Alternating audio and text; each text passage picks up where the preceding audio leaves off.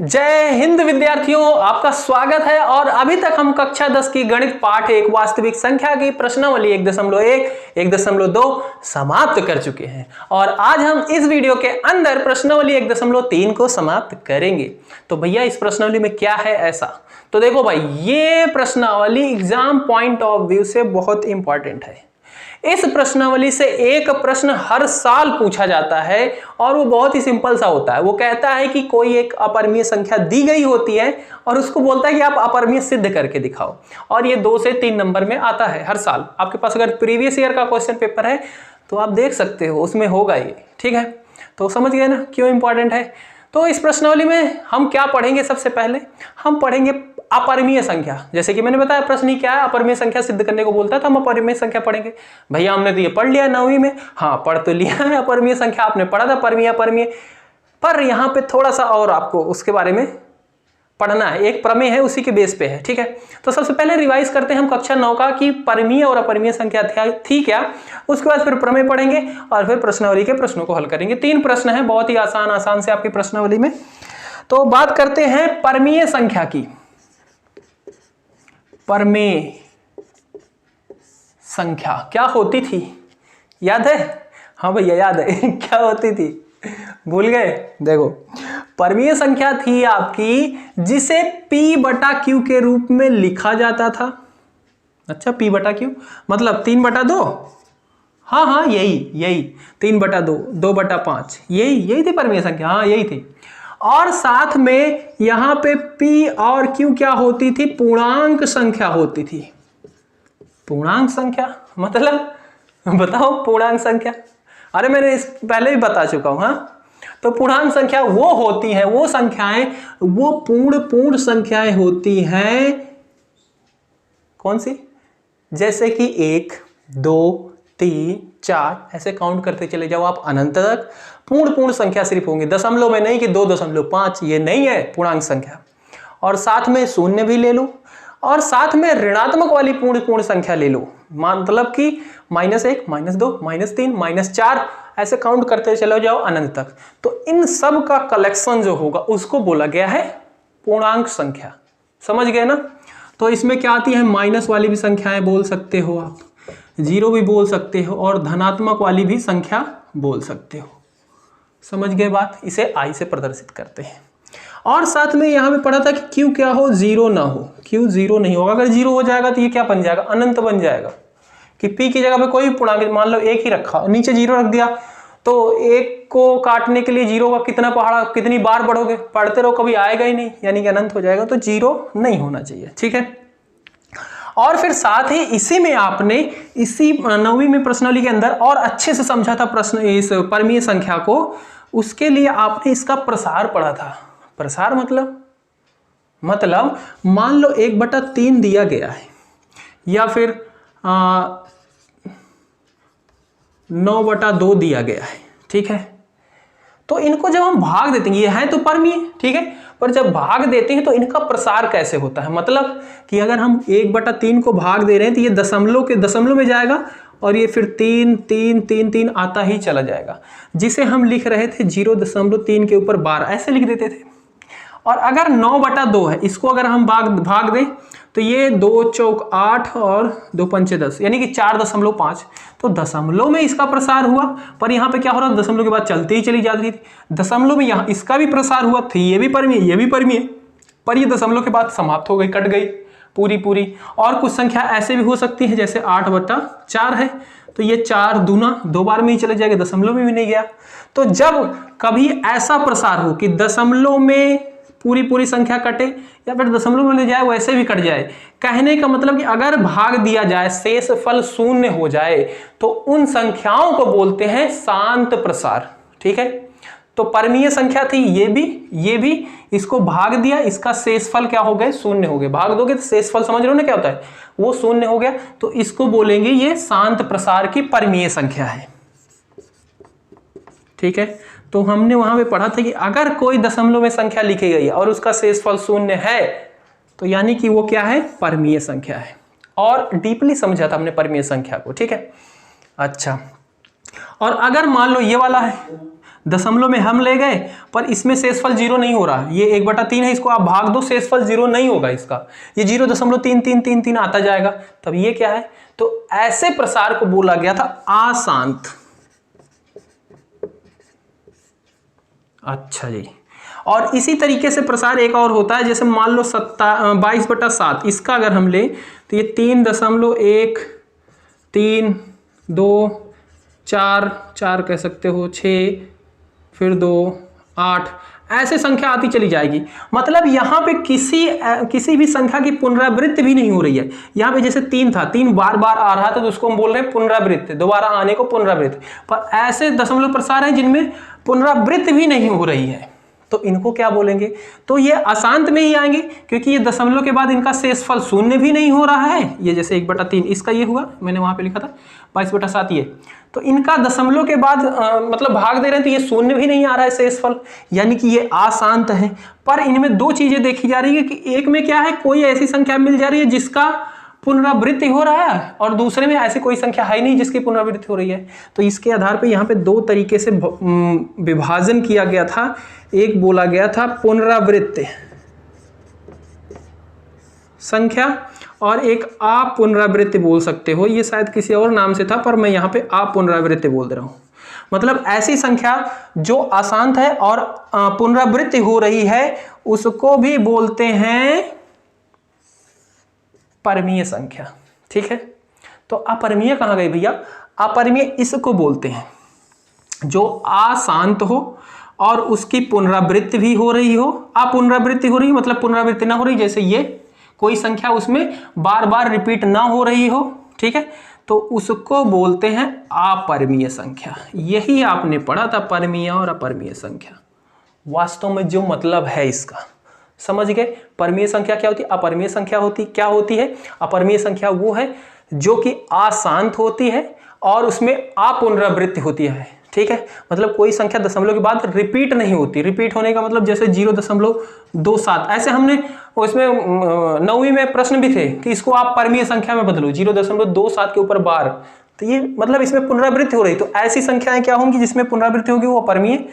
पर कुछ संख्या ऐसे होती हैं जिनकी पुनरावृत्ति भी नहीं होती, तो उनको बोला गया है सिर्फ अपरिमेय। ठीक है, तो अपरिमेय के उदाहरण आप जान सकते हो, √2, √3, √5, पाई का मान 22/7 होता है ये भी।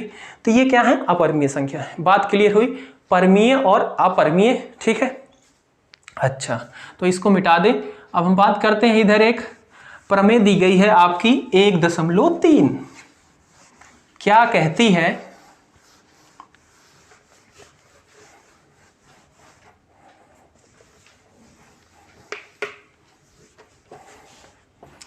प्रमेय 1.3 ये कहती है, माना P एक अभाज्य संख्या है।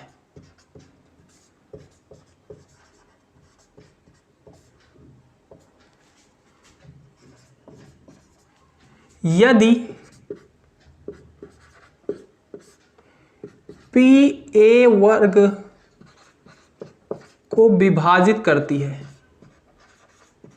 P a के वर्ग को a² को विभाजित करती है,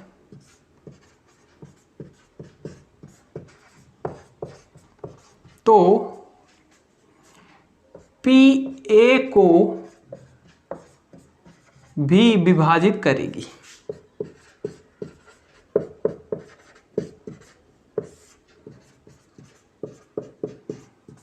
बस इतनी सी बात है। ये कहती है कि मान लिया P एक कोई अभाज्य संख्या है, और यहां पे लिख लो जहां a धनात्मक संख्या है, a धनात्मक पूर्णांक है, एक ऐसी संख्या है पूर्णांक संख्या है, धनात्मक। ठीक है, कह रही कि P एक अभाज्य संख्या है जो a² को विभाजित करती है, और करती है तो a को भी P विभाजित करेगी। नहीं समझ में आया कुछ भी? तो इसको आप ऐसे समझ सकते हो, देखो जैसे मैं मान लेता हूं कोई एक संख्या ए की जगह पे ए मान लेता हूँ, ए की जगह पे 6 मान लेता हूँ, 6। इसका मैं अगर अभाज्य गुणनखंड करूँ तो इसे लिख सकता हूँ 2 गुना 3, ठीक है। अब ये जो कह रहा है उसी के हिसाब से देखना, ए का स्क्वायर करो, ए की जगह पे हमने 6 मान लिया, इसका गुणनखंड जैसे किया तो 2 गुना 3 आया, तो इसका भी गुणनखंड करेंगे तो कोई अभाज्य संख्या ये दोनों, ये p क्या है, अभाज्य संख्या है, तो मान लो इसका p1 गुणा p2 ऐसे कुछ आएगा, ठीक है। हाँ, कोई भी पूर्णांक संख्या होगी उसका अभाज्य गुणनखंड करेंगे, जैसे इसका लिया तो ये आया।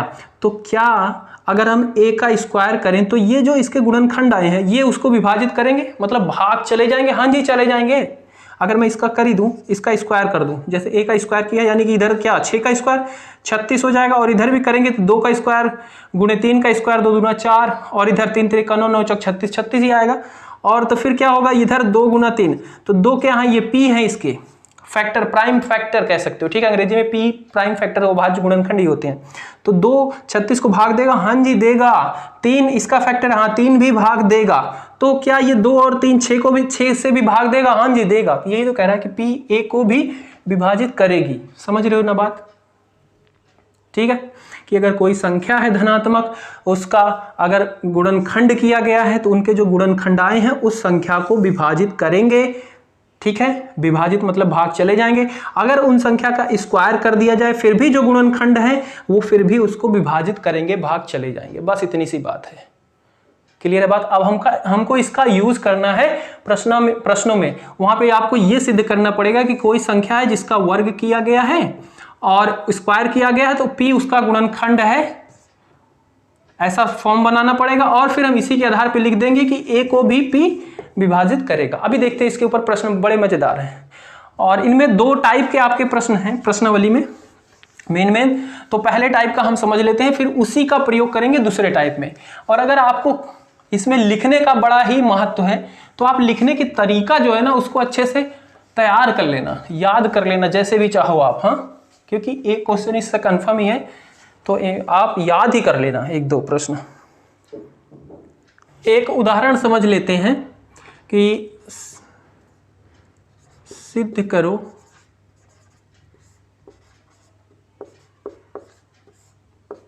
कि √2 एक अपरिमेय संख्या है।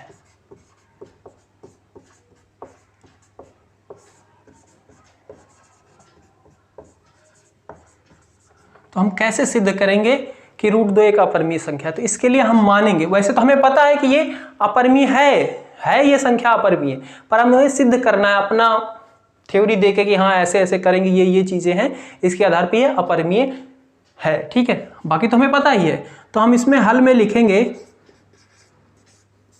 माना √2 एक परमीय संख्या है। हम इसे मानेंगे परमीय और फिर हम इसमें परमीय की विशेषता दिखाने की कोशिश करेंगे। अगर परमीय की विशेषता नहीं सिद्ध होगी तो ये क्या हो जाएगी, संख्या अपरमीय हो जाएगी। बस इतनी सी बात है, ठीक है। माना √2 एक परमीय संख्या है,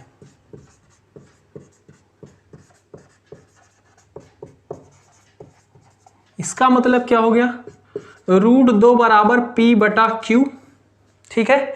और परमीय संख्या जो होती है इनमें एक बात यहां पे याद रखना, p और q सहभाज्य होती हैं, सहभाज्य को प्राइम p, जहां p और q सहभाज्य हैं ये आप लिखोगे। अब सहभाज्य का मतलब समझ लेना कि अगर p का हम गुणनखंड कर रहे हैं अभाज्य गुणनखंड और q का भी अभाज्य गुणनखंड कर रहे हैं तो इनमें कोई भी संख्या कॉमन नहीं होगी, इनका जो अभाज्य गुणनखंड आएगा वो कॉमन नहीं होगा। जैसे कि देखो अगर मैं 6 का करता हूं तो इसका हो जाता है 2 गुना 3, ठीक है। और मान लो 9 का करते हैं तो ये 3 गुना 3 हो गया। तो इसमें तो 3 3 कॉमन है, तो यह सहभाज्य संख्याएं नहीं है।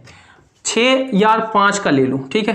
तो 5 को क्या लिख सकते हैं, 1 गुना 5 ही लिख सकते हैं। तो ये 6/5 ये होती हैं, क्या होंगी, ये परमीय संख्या होंगी, ठीक है। और जैसे 9 लिया था तो 6/9 इसको हम और छोटा करके लिख सकते हैं, 3 दूनी 6 3 3 9 2/3, ठीक है। परमीय तो ये भी था, पर उसका सबसे छोटा छोटा रूप लिखा जाता है, काट के जो है बिल्कुल छोटा। तो इस जब छोटा रूप लिखोगे तो वो दोनों संख्याएं क्या होती हैं, सहभाज्य हो जाती है, मतलब उनके बीच में कोई संख्या उभयनिष्ठ नहीं होती है, उनके को प्राइम, उनके अभाज्य संख्याएं जो गुणनखंड होगा उनमें कोई उभयनिष्ठ नहीं होगा। समझ में आई बात? सहभाज्य का क्या मतलब है कि उनमें कोई भी संख्या उभयनिष्ठ नहीं है, मतलब किसी भी कोई भी संख्या ऐसी नहीं होगी जो दोनों को काट सके। ठीक है,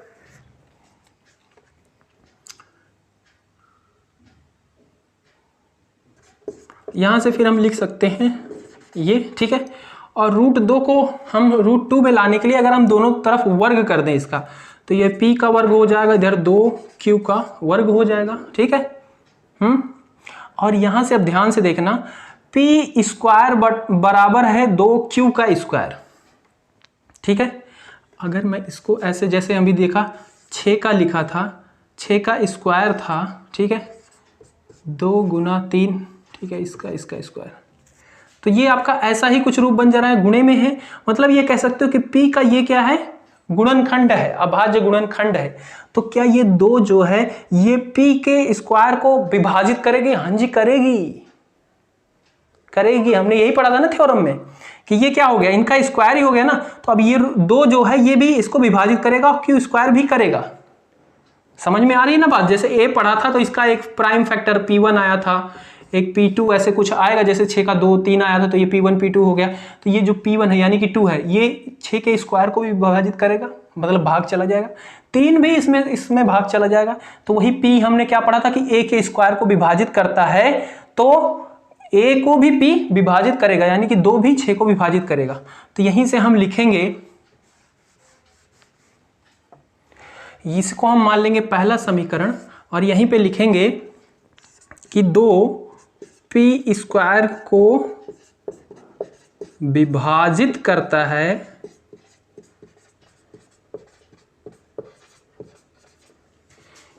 यानी 2p को भी विभाजित करेगा। ये हमने थ्योरम में पढ़ा था कि अगर p के स्क्वायर को 2 से विभाजित हो रहा है तो p भी 2 से विभाजित होगा। अब समझ में आ रही ना क्या गुणनखंड विधि थी, उसके हिसाब से ये गुणनखंड विधि एक तरीके से गुणनखंड में लिखा गया, तो ये इसको जाहिर सी बात है विभाजित करेगा यार। p जब इसका मल्टीपल होके आ रहा है, इसका फैक्टर ये तो 2 से, मतलब जैसे 4 मान लो, 4 को 2 गुना 2 लिख रहे हो तो 2 क्या करेगा, 4 को विभाजित करेगा ना, वैसा ही है। अच्छा, और अगर p2 क्या है, p को विभाजित करेगा तो हम ये लिख सकते हैं कि p बराबर 2c। हाँ जी लिख सकते हैं। क्यों, क्या कह रहा है कि 2 क्या कर रहा है, p को विभाजित कर रहा है, मतलब 2 से p भाग चला जाएगा, यानी कि p को हम 2 गुना c लिख सकते हैं ना। c कोई c है, एक आपका पूर्णांक है, c पूर्णांक है, यहां पे लिख देना जहां c पूर्णांक है। ठीक है, जहां c पूर्णांक है, यानी कि आप p को ये लिख सकते हो, मतलब 2 जब p को विभाजित कर रहा है तो ये आप लिख सकते हो ना। हाँ, अब यहीं पे हमें यूज करना है समीकरण फर्स्ट, समीकरण 1 से p की जगह पे हमें लिख देना है 2c।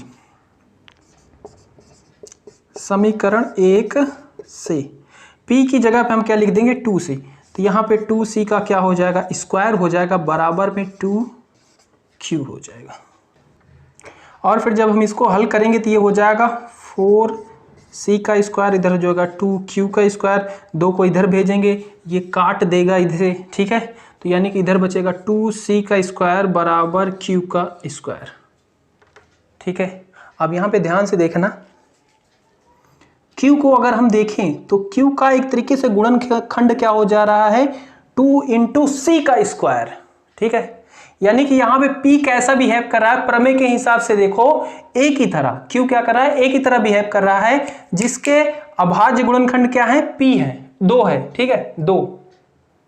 ठीक है, तो यहाँ पे यही चीज फिर से आपकी रिपीट हो रही है, जैसे ये वाला समीकरण आपका बना था वैसे ये बन जाएगा। तो इसको मैं लिख सकता हूँ q स्क्वायर बराबर 2c का स्क्वायर। ठीक है, और इसको दूसरा समीकरण लिख लेंगे, बिल्कुल सिमिलर बन जा रहा है ये। और फिर यहाँ पे आपको सेम चीज यही लिखनी है कि 2 क्या कर रहा है, पी स्क्वायर को विभाजित कर रहा है, और यहां पे पी की जगह क्या होगा, क्यू होगा। मैं ऊपर मिटा के लिखता हूं, ठीक है।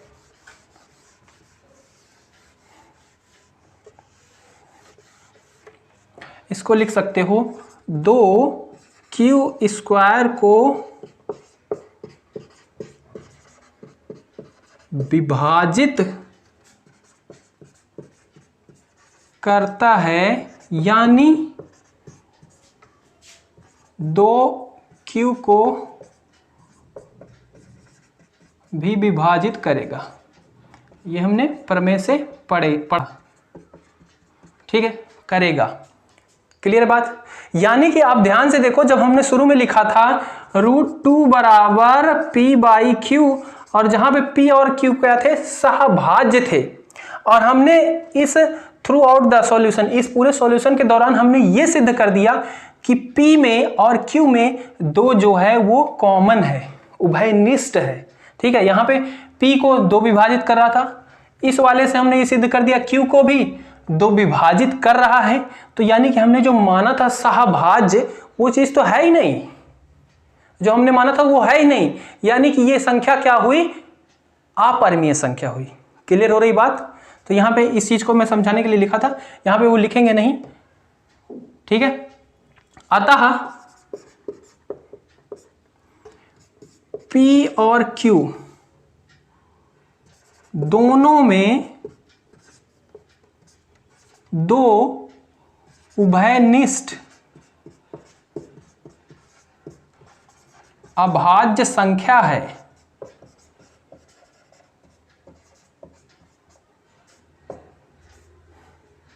अतः अतः नहीं लिखेंगे, अर्थात √2 एक अपरिमेय संख्या है, क्योंकि हमने जो माना था वो चीज सिद्ध ही नहीं हो रही भाई। तो वो कैसी संख्या हुई, अपरिमेय। हमने परिमेय माना था, वो चीज सिद्ध नहीं हो रही है, तो वो अपरिमेय संख्या है।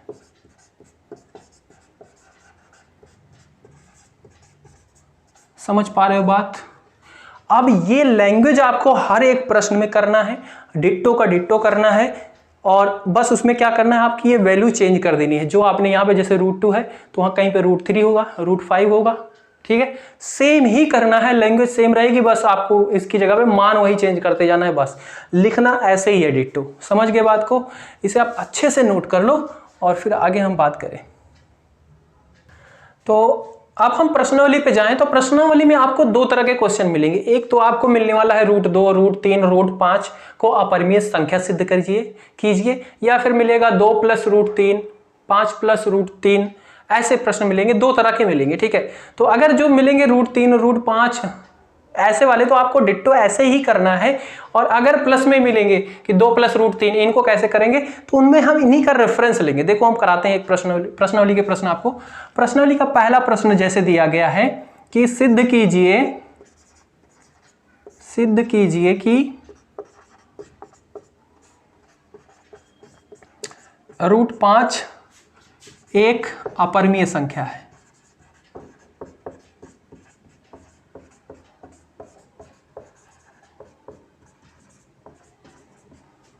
तो हम इसमें हल में लिखेंगे माना, हम मान लेंगे इसे अपरिमेय संख्या, परिमेय संख्या मान लेंगे, ठीक है। और फिर हम इसकी प्रॉपर्टी दिखाएंगे, जैसे अभी करा ना, समझाया वैसा ही। तो माना √5 परिमेय संख्या है,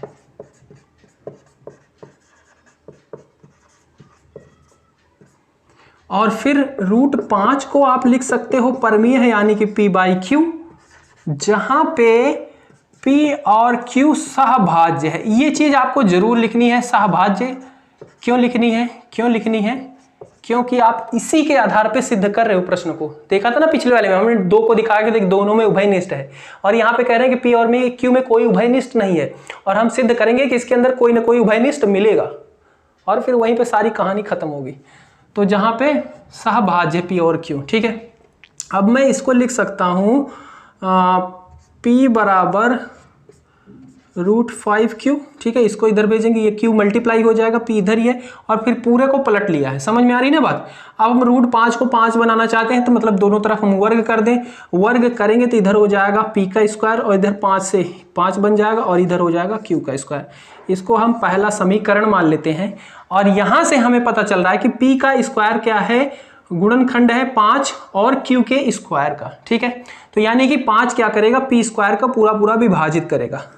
तो यहां पे हम लिखेंगे 5p स्क्वायर को विभाजित करता है, और ये हमें प्रमेय से पता चला, प्रमेय में भी बताया गया है, करता है, यानी कि 5p को भी विभाजित करेगा,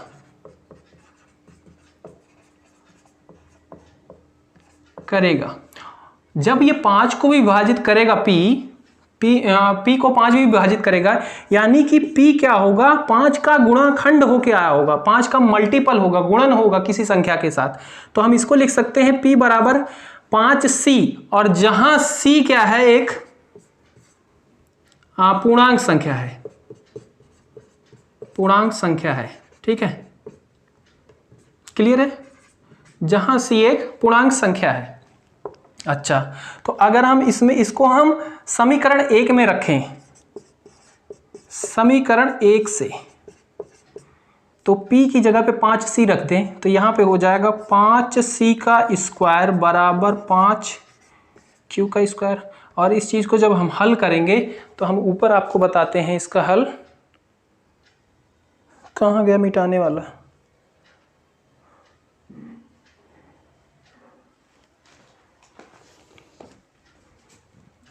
यहां पे मिटा दे, इसको नोट कर लिया हो, यहां पे हम मिटा रहे हैं। ये हो जाएगा 5 पचम 25 का c स्क्वायर, और इधर हो जाएगा 5 का q स्क्वायर। 5 को हम इधर लाएंगे, भाग में हो जाएगा, इधर गुणा में, इधर आएगा भाग हो जाएगा, तो यह 25/5 हो जाएगा, यानी कि यहाँ पे 5 कर देगा c स्क्वायर बराबर q का स्क्वायर। ये हम मान लेंगे दूसरा समीकरण। और यहाँ से हमें दिख रहा, हम इसको पलट के लिख सकते हैं क्या, पूरा पूरा, हाँ जी भी लिख सकते हैं। क्या लिख सकते हैं, q स्क्वायर बराबर 5 c का स्क्वायर, ठीक है, पूरा पलट लिया ना हमने, बराबर में ही थे, पलट लिया। और यहां से आपको दिख रहा q स्क्वायर क्या है, गुणनखंड है 5 गुणे c स्क्वायर का, यानी कि 5 क्या करेगा, q के स्क्वायर को विभाजित करेगा, ठीक है। तो 5q स्क्वायर को विभाजित करता है, यानी 5q को भी विभाजित करेगा। अतः, नोट करते चलना साथ साथ, अतः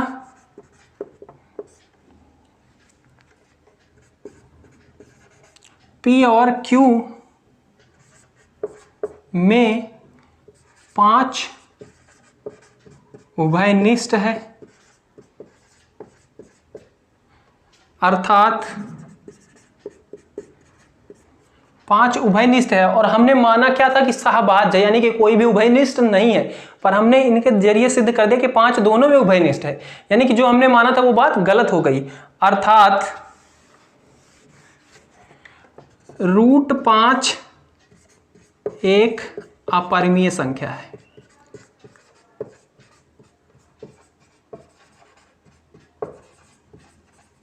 ठीक है। लिखने का तरीका आपको अलग बुक में अलग अलग मिल सकता है, बट कंसेप्ट जो है वो यही रहेगा, और ये मेरे को सबसे बेस्ट लगा, अपने हिसाब से आप देख सकते हो। बाकी कंसेप्ट सबका सेम है कि आपको ये चीज एक बार सिद्ध करनी है, और एक p बराबर जो निकला था 5q वो सिद्ध करनी है, और उसी के बेस पे हम फिर प्रमेय के आधार पे ये बताते हैं, और फिर लास्ट में बता देते हैं कि जो हमने माना था ये तो उसका उल्टा निकल रहा है, यानी कि ये परमीय नहीं है, ये अपरमीय है। बस इतना सा लॉजिक है इसमें। तो इस तरीके से है ये प्रश्न, लिख लो इसे अच्छे से। दूसरा प्रश्न है, कह रहा है सिद्ध कीजिए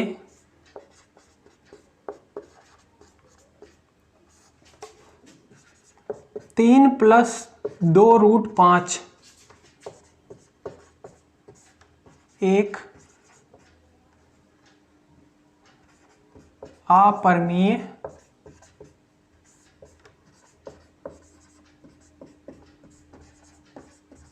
संख्या है। ठीक है, ये चीज आपको करनी है। तो इसको आप कैसे करोगे?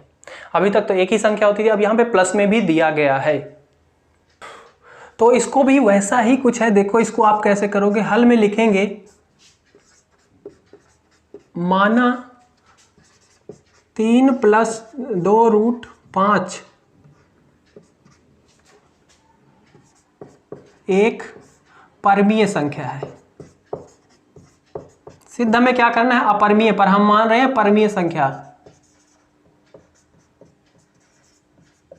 परमीय संख्या है मतलब परमीय संख्या कैसे लिखी जाती है, उसको हम लिख सकते हैं बराबर में P/Q, जहां P और Q एक पूर्णांक है। ठीक है, परमीय संख्या में पूर्णांक होते ही हैं भाई, P और Q क्या होते हैं? पूर्णांक ही होते हैं। पहले हमने जो बताया था डायरेक्ट होते थे, वहां पे पूर्णांक नहीं लिख रहा था, पर पूर्णांक वो भी होंगे, पर सहभाज्य होंगे। ये चीज वहां पे लिखी जा रही है क्योंकि हमने वो चीज को डीपली उसी के बेस पे ही सिद्ध करना था। ठीक है, और यहां पे हम लिख रहे हैं कि ये दोनों पूर्णांक हैं। ठीक है, क्लियर है बात? धनात्मक पूर्णांक कर सकते हो क्योंकि दोनों धनात्मक ही होंगे, तो हम इसे धनात्मक भी लिख लेते हैं। धनात्मक मतलब ऋण वाले नहीं है, धनात्मक पूर्णांक है। ठीक है, अब इसको हम सॉल्व करें अगर, तो हम इसको लिख सकते हैं 2√5 बराबर P/Q, और ये 3 जब इधर जुड़ा हुआ है उधर जाएगा तो घट जाएगा। ठीक है, ये चीज मैंने बताई, अगर प्लस में होती है उधर जाती है माइनस, अगर माइनस में उधर से इधर आए प्लस, बिल्कुल उल्टा काम करते हैं। गुणा में है तो भाग, भाग में है तो गुणा। ठीक है, तो ये 3 क्या इधर जुड़ा हुआ था इसके साथ, तो ये उधर जाएगा तो घटेगा। अच्छा, और हम ये 2 को उधर भेजते हैं, तो 2 यहाँ क्या है? √5 के साथ गुणा में है, उधर जाएगा क्या हो जाएगा? भाग हो जाएगा। यानी कि मैं इसको लिख सकता हूँ √5 1/2, भाग हो जा रहा है यानी कि पूरे के नीचे बटा हो रहा है। आप इसको ऐसे भी लिख सकते हो कि P/Q - 3/2, या फिर इसी को आप लिख सकते हो 1/2 P/Q - 3, या फिर मैं इसी को लिख सकता हूं P/2Q - 3/2। समझ पा रहे हो ना बात? ये पूरे के नीचे भाग हुआ, इसी को 1/2 ऐसे लिख सकते हैं, इसको अंदर मल्टीप्लाई कर दिया ऐसे लिख सकते हैं। तो मैं इतना आपको समझा रहा हूं, मैं डायरेक्ट ये लिखूंगा। ठीक है, इन सबको नहीं लिख रहा, पर आप समझ लो कहां से आया। ठीक है, तो इसको हम लिखेंगे P/2Q - 3/2। समझ पा रहे हो बात? ओके, अब अगर आपको याद हो तो आपने 9th में पढ़ा था, ये क्या है? P/Q हमने परमीय संख्या मानी है, उसमें 2 से गुणा हो गया तब भी वो परमीय ही होगी। 3/2 ये भी परमीय संख्या ही है, और हमने 9th में पढ़ा था कि अगर कोई 2 परमीय संख्या हैं उनका प्लस किया जाए, 2 परमीय संख्या का जोड़ किया जाए, घटाव किया जाए, गुणा किया जाए, भाग किया जाए, तो जो हल आएगा वो भी परमीय ही होता है। यानी कि अगर मैं इसको हल करूं तो इसका क्या आएगा? परमीय संख्या आएगी। बट इधर क्या दी गई है? हमें √5 दिख रहा है कि अपरमीय है। यहीं पे सारी कहानी खत्म हो जाती है, अपरमीय है। यहां पे लिखेंगे क्योंकि P/2Q या 3/2 एक परमीय संख्या है, तो P/2Q - 3/2 भी एक परमीय संख्या होगी।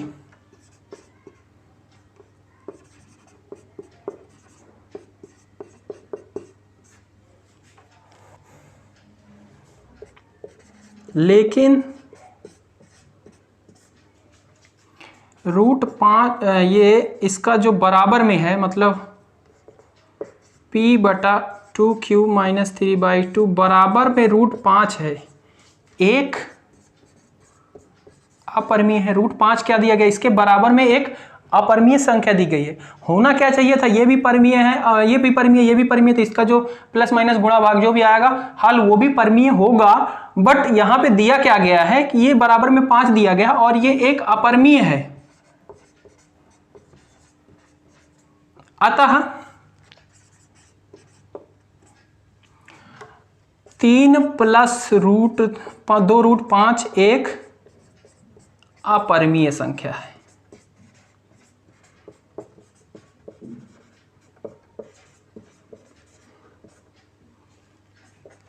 समझ रहे हो बात को? इसको अच्छे से नोट कर लेना, इसकी लैंग्वेज कैसे लिखना है आपको ऐसे डिट्टो तैयार कर लेना इसको, हाँ, लिखने के लिए। इसके बाद तीसरा प्रश्न जो दिया गया है उसमें क्या है, 3 पार्ट दिए गए हैं, ठीक है, इसी तरीके से हैं। और उसमें कह रहा है निम्नलिखित को सिद्ध कीजिए, निम्नलिखित को अपरिमेय संख्या सिद्ध कीजिए। और जिसमें से पहला दिया गया है 1/√2 और दूसरा दिया गया है उसमें 7√5 और तीसरा दिया गया है 6 + √5। तो तीसरा पार्ट कैसे करना है, जैसे अभी ये वाला बताया वैसे ही करना है।